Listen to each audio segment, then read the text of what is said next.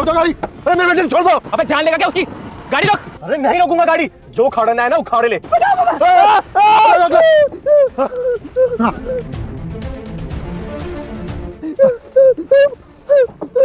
रुक जा बेटा, रुक जा।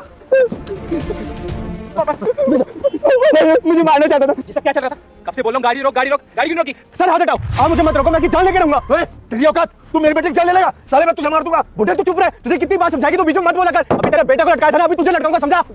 मेरे पापा के बारे में ज्यादा मत बोल। मेरा हाथ बंधा हुआ था इसलिए चुप था, नहीं तो तेरा जान ले लूंगा मैं। क्या करेगा तू? क्या कर लेगा? जान ले लूंगा तेरा। अरे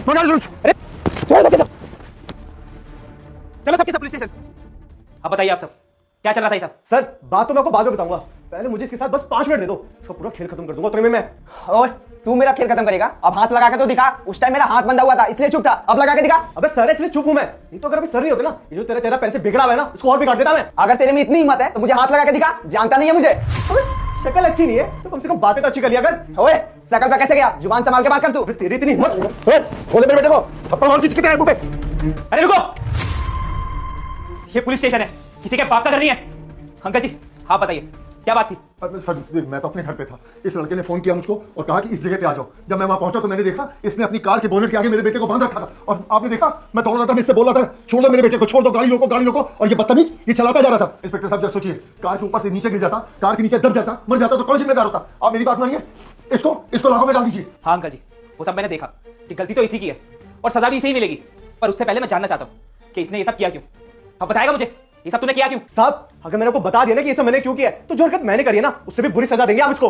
आप जानते नहीं है सर, ये ना बाहर लड़कियों को छेड़ता है।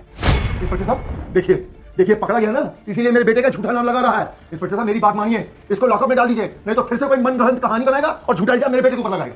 हाँ बे, तू लड़की छेड़ता है? साहब मैं बता रहा हूँ ना आपको, मेरा बेटा बहुत शरीफ है, ऐसा काम नहीं करता, कोई लड़कों के लिए छेड़ता। मैं आपसे कह तो रहा हूँ। देखिए अंकल जी, मैं आपसे नहीं आपके बेटे से बात कर रहा हूँ।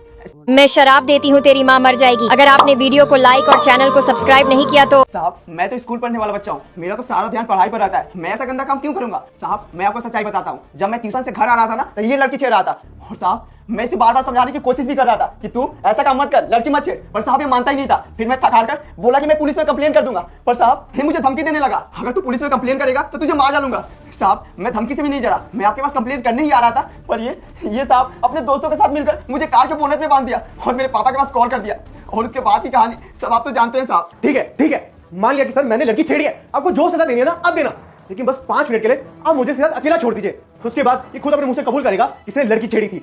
अरे बस बस, इतना क्या खून गर्म कर रहा है?